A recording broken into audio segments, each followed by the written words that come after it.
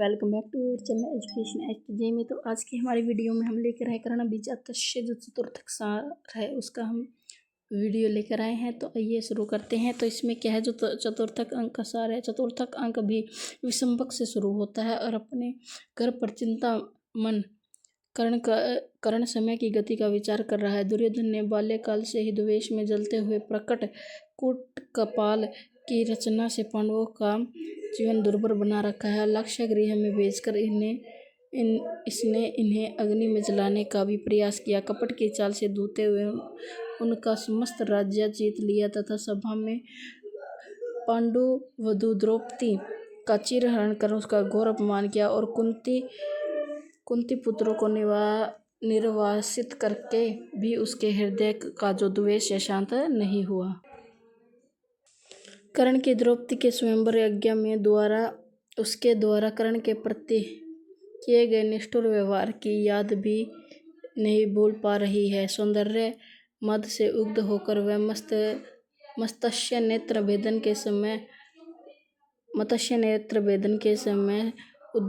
उगत कर्ण को देखकर निष्ठुर हो गई थी। उसने उस समय के प्रखर पर वचन प्रहार के द्वारा जिस प्रकार कर्ण के शौर्य और प्रतिभा का अतुल्य अपमान किया था, वह आज भी उसे स्मरण है। द्रौपदी ने उसे कहा कि पांचाल राज की वरिष्ठ कन्या को यहाँ सारथियों के कुल में उत्पन्न सूत पुत्र वर्ण करता है तो पृथ्वी अक्षत्रिय विहीन हो गई है। वनवास से लौटकर आए पांडवों के संधि के प्रति उत्सुक न होकर दुर्योधन का साथ पाकर और भी अधिक सहजकर क्रूर हट्टी और निष्कुट और द्वेष से द्रौपद हो गया है। उधर दांडीधारी गौरधर धनंजय, जिसे आचार्य द्रोण ने स्पर्धा का आयोजन समाप्त होने की घोषणा कर कर्ण को बाणों से बचा लिया था, के द्वारा अपने प्रयोग किए गए वाक्य शत्रु की कृति करने के लिए कर्ण के हृदय को विचलित कर रहे हैं। कन्या पुत्र की जन्मदात्री कुंती से कर्ण की अपेक्षा की कि उसे देखकर वह स्नेहमयी माता या उसका हृदय से चुम्बन लेती हुई विलय हो गई जाएगी, पर उसने वैसा नहीं किया। मनोभाव को समय कर उसने कुलीनता के कारण कर्ण की मनोवेदना की अपेक्षा उसे अपमान की वेदना और विलय से उसे देखकर भी पाषाण बनी रही। कौन भला अब विश्वास करेगा कि कर्ण सूर्यपुत्र है, कुंती उसकी माता है। जन भावना तो यही है कि दानवीर कर्ण दुर्योधन की दाहिनी भुजा है और कर्ण इस जन भावना को मूर्तिमती बनाएगा। परंतु वृषवर यदुनंदन कृष्ण आज पांडवों के दूत बनकर हस्तिनापुर आए हैं। न जाने अघटित घटना में चतुर व कृष्ण गहन आकाश में क्या लीला विलास दिखाएंगे। विषंभक की समाप्ति कर धृतराष्ट्र के साथ सभा में आसनों पर विद्यमान दुर्योधन, भीष्म तथा कर्ण के आदि प्रवेश करते हैं और आरंभ में धृतराष्ट्र विदुर से पूछते हैं कि वृषवर के आगमन पर कैसी व्यवस्था की गई है। विदुर उसे बताते हैं कि पूरा हस्तिनापुर आज स्वयं श्री कृष्ण के सत्कार पर स्वागत के लिए उद्गार है और दुर्योधन चाहता है कि मधुसूदन हमारे ऐश्वर्य और विलास से प्रभावित होकर पांडवों का परित्याग कर दे।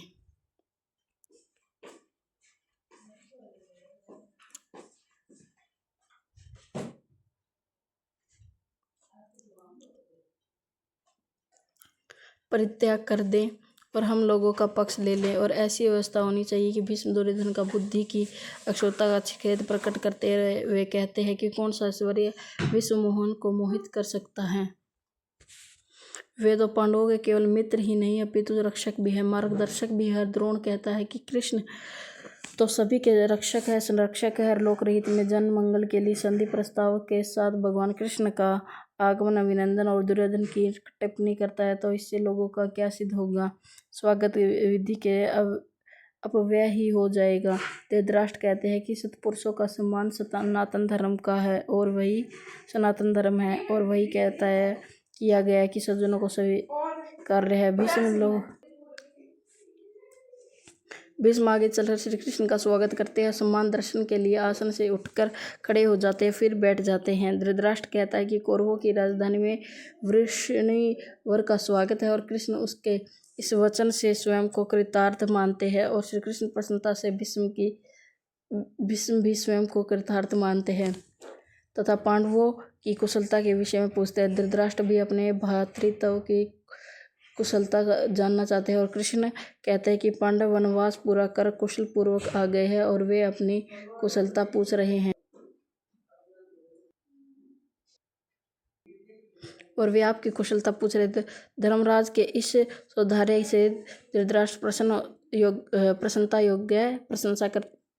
योग्य मानते हैं और कृष्ण कहते हैं इस पर कि आपके लिए विनय और नीति के अनुकूल युधिष्ठिर का संदेश लाए हैं। संदेश इस प्रकार है, भ्रातृत्व होते हुए भी हम लोग आपके गृह में बाल्यकाल से ही पुत्र की भांति पाले गए हैं और भाग्यवश दुर्बुद्धि और लोगों के द्वारा कपट करके हम राज्य से भी निकाल दिए गए हैं। वनों में घूमते हुए आश्रय विपत्तियों का महासागर पार कर पुनः अपने घर आ गए हैं। अब आपको भी हम लोगों के राज्य दे देना चाहिए। दुर्योधन हंसते हुए कहता है, अहो जली हुई रस्सी का बोध ब्रह्म प्रशासन का उन्मोदन आज भी शांत नहीं हुआ है। विजित राज्य में इनके अधिकार की बात कैसे और वनवासियों के लिए यहाँ पर पर्णकुटीर ही शोभनीय है। कृष्ण कहते हैं कि पर्णकुटीर सभी राजाओं का अंतिम आश्रय, पर पांडवों ने इस सुख का अनुभव मध्य आयु में ही कर लिया। अब तो भाई का दायाद तुम्हें देना ही होगा। कृष्ण धृतराष्ट्र को युधिष्ठिर का एक और संदेश कहते हैं, यह जो भूतल युद्धोन्मत्त से समाकुल होता जा रहा है, इस सबको कुरु और पांडव की अग्नि समझकर आप ऐसे प्रयास करें जिसे चंद्रवंश और शोभनीय कृताएं से अर्जित उसके पूर्व के उज्ज्वल यश को आज कोई कलंक के कलुष से किल न कर दे। धृतराष्ट्र युधिष्ठिर के इस कथन को उसका विचार विशेषता मानते हैं और इसके कुल के प्रति आदर भाव की प्रशंसा करते हैं, पर दुर्योधन इस कुल का आदर न मानकर कुल की कायरता मानते हैं और वे धर्मपुत्र को रण में भयभीत हुआ मानते हैं। कृष्ण धर्मराज का एक तीसरा संदेश भी बताते हैं कि धृतराष्ट्र को सुनाते हैं कि ऐसी दशा में यदि युद्ध के नशे में चूर मेरा अर्जुन दुर्योधन अविवेकी वश राज्य देने में उत्सुक न हो तो पृथ्वी पर शांति को लोकहित में अधिक श्रेय मानकर हम 5 ग्रामों की भूमि पाकर धन्य हो जाएंगे। दुर्योधन पांडवों की कायरता और पलायन वृत्ति को धिक्कारता हुआ कहता है कि भिक्षा पात्र में राज्य और ग्राम नहीं अपितु भीख ही डाली जाती है। कृष्ण दुर्योधन से कहते हैं कि भ्राताओं का भाग आप कैसे हरण कर सकते हैं। इस पर दुर्योधन कहता है, युधिष्ठिर का राज्य मैंने जीता है और विजित राज्य जीतकर प्राप्त किया जाता है, याचना नहीं किया जाता। भीम का शौर्य कहाँ गया? धनुर्धर की पौरुषहीनता कहाँ गई? धनुर्धर पार्थ के बाण कहाँ गए? पौरुषहीनता हो गई। क्या भुजा और जांग तोड़ने की प्रतिज्ञा कहाँ डूब गई? और द्रौपदी कैसे अपने केशों को आंसुओं से सजाएगी? कृष्ण धृतराष्ट्र को फिर से समझाते हैं कि राजन धर्मराज को राज्य देना चाहिए। यह भाई का अधिकार है, इसे किसी प्रकार का हनन नहीं किया जाना चाहिए। इस लोक में सुख शांति और समृद्धि और बांधवों के कीर्ति तथा मंगल में वृद्धि होगी। दुर्योधन कहता है कि मेरे पिता तो अंधे हैं, वृद्ध तथा शरीर से स्थिर है, अक्षीण और जर्जर पिता मैं भी यहाँ पर प्रयत्न करते हैं। यह संपूर्ण राज्य मैंने अपने बाहुबल से जीता है, शौर्य और धैर्य मित्रों की सहायता से सुरक्षित किया है, तो मैं युद्ध के भय से उपार्जित राज्य को व्यर्थ में याचकों को कैसे दे सकता हूँ। भीम दुर्योधन को वाणी पर सम्य रखने के लिए कहते हैं।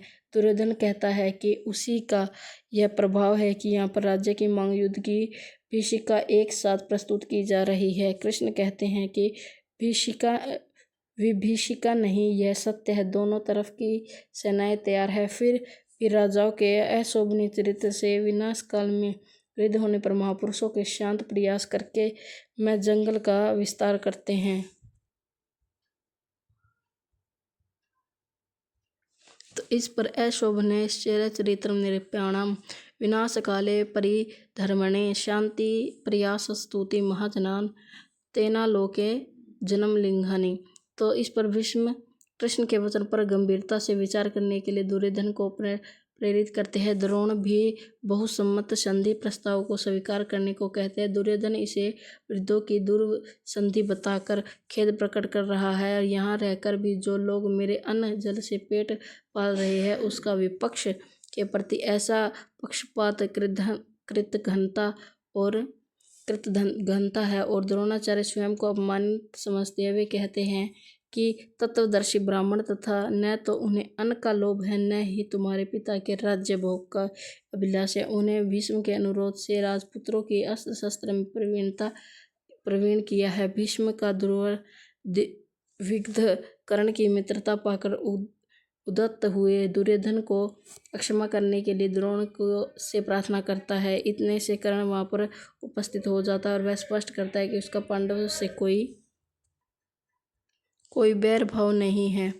वह तो उन लोगों के मन का मंथन करने वाला है। अभिजात्य के आधार पर अपना महत्व प्रतिपादित करते, वंश कुल और नाम गोत्र से उच्चता सिद्ध करते हुए निरीह जनों को तिरस्कृत करते हुए अयोग्य होकर भी जाति के नाम से पूजे जाते हैं। उनकी योग्यता का अधिकार जन्म के निर्णयान्वित होता है। अर्जित पौरुष से उनका दर्पण और ध्वस्त करने के निश्चय ही कर्ण का धनुष।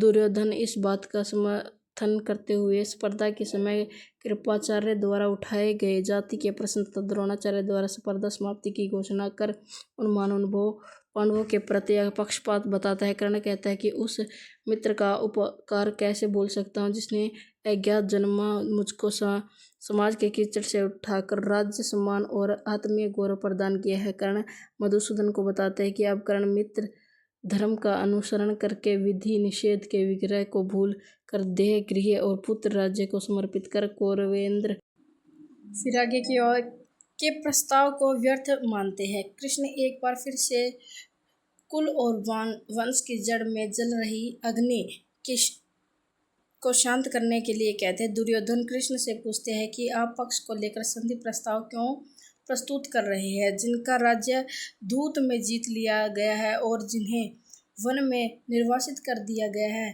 वे बिना युद्ध किए राज्य कैसे प्राप्त कर सकते हैं। जहाँ तक कि कुरुकुल के विनाश के भय का प्रश्न है, यह सही है कि युद्ध किसी के लिए भी हितकर नहीं होता, किंतु वीर पुरुष शौर्य द्वारा ही अर्जित शुभ यश का चयन करते हैं। अतः पृथ्यापुत्रों को कह दे कि उन्हें युद्ध से भय लगता है तो शांति से पुनः वन चले जाएं, क्योंकि वीर पुरुष है अपनी भुजाओं के बल से राज्य का उपभोग करते हैं, कायर कभी राज्य उपभोग नहीं करते। भीष्म कहते हैं क्योंकि दुर्योधन तथा कर्ण के वचनों से युद्ध की प्रक्रिया को ही बढ़ावा मिल रहा है, तो अंततः कोई कुरुवंश की रक्षा नहीं कर सकता।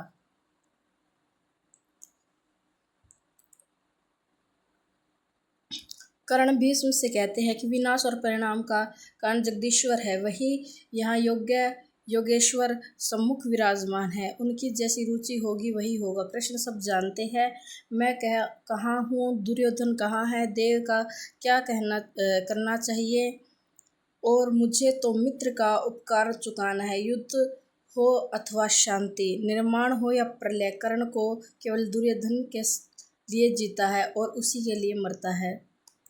इस प्रकार के वचन कर्ण कहता है। फिर क्या वो दुर्योधन के वचनों का उत्तर देते हुए कृष्ण कहते हैं कि कुरुवंश का दुर्भाग्य इस समय उपस्थित है। एक समय था जब भीष्म ने अपने भाइयों के लिए अर्पित कर दिया था, जो अपना राज्य था भाइयों के लिए दे दिया था, और अब एक तुम हो जो तुम्हारा जो समस्त राज्य हर भाइयों के युद्ध में मारने के लिए सन्निध हो रहे हो। दुर्योधन कहता, श्रीमान आप मेरे संदेश को पांडवों तक अवगत करा दे। पांडु पुत्रों अथवा धृतराष्ट्र पुत्रों में किसके द्वारा इस पृथ्वी को भोगा जाना है का निर्णय धर्म क्षेत्र के मैदान पर युद्ध में होगा। श्री कृष्ण कहते हैं, दुर्योधन भीम ने जो संदेश भेजा उसे भी आप सुन ले। कुछ भी हो, मैं शीघ्र ही अपना परिघ जैसी भुजाओं की शक्ति से बार बार घूमी हुई गदा के प्रहारों से रणभूमि में सोए हुए 100 भाइयों के साथ टूटी जांग वाले दुर्योधन को मारकर अपने हाथों के पैने नाखूनों से